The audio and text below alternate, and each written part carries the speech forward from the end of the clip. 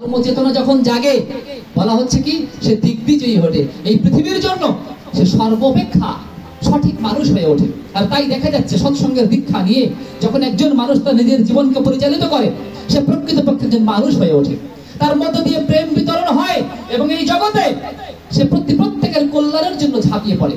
তাই ওই যে বলছিলাম না, চ্যালেঞ্জ দিয়ে বলছি আপনি দীক্ষা নিয়ে পালন করে দেখুন। সৎসঙ্গীদের মধ্যে এমন একটা প্রেম আছে যে প্রেম আপনি খুঁজে পাবেন না।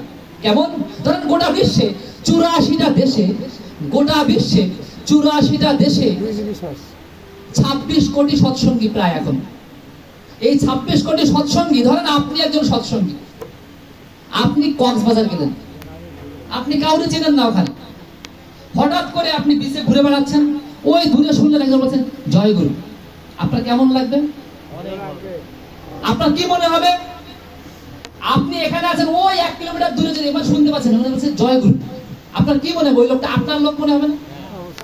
আমারই লোক, একটু আগাইতে দেখি। এবারে দৌড়, আপনি একটু যেভাবে হোক আপনি ফাঁক খুঁজবেন, এর সাথে কথা বলা দরকার। এবার কথাটা বলে যেই দেখবেন সে জয় গুরু, দাদা জয় গুরু, মা জয় গুরু, ও জয় গুরু, মা আপনারা কোত্থেকে আসছেন? দাদা আপনি মানে মনে হয় কতদিনের একটা চেনা, কতদিনের একটা পরিচয়, কি একটা ব্যাপার। আচ্ছা কোত্থেকে এই কানেকশন কোত্থেকে আসে? দাদা রে, সৎসঙ্গ না করলে তো সৎসঙ্গ কি তা বোঝা যাবে না। সৎসঙ্গটা অন্য জিনিস, সৎসঙ্গ প্রাণের জিনিস। আর তাই সৎসঙ্গের মধ্যে যদি না ঢোকেন এই প্রাণের উপলব্ধি আপনার মধ্যে আসবে না। প্রেম কি বলা যায় না। মা সন্তানকে কতটুকু ভালোবাসে বলা যায় না। স্বামী স্ত্রীকে কতটুকু ভালোবাসে বলতে পারে? বলা যায় না। প্রেম ভাবের জিনিস। তাই ভাব জগতে যদি আপনি না ঢোকেন আপনার হবে না। আর ওই ভাব জগতে ঢোকানোর জন্য তিনি নরদেহ ধারণ করে আসেন। তাই গীতার মধ্যে বলছে, বৈষ্ণব শাস্ত্রে বলছে, শ্রীকৃষ্ণের যতেক লীলা সর্বোত্তম নরলীলা, নরবপু তাহার স্বরূপ,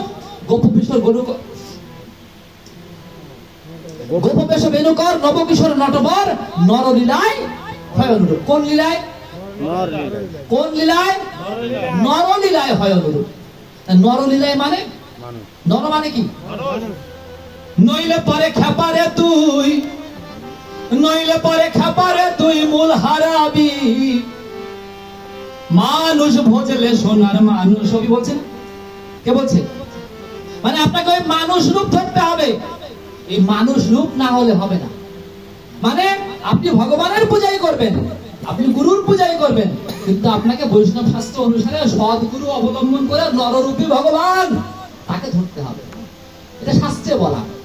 আর এই ঋত্বিক প্রথা, অমুক প্রথা, ঋত্বিক শ্রীকৃষ্ণের সময়ও ছিল।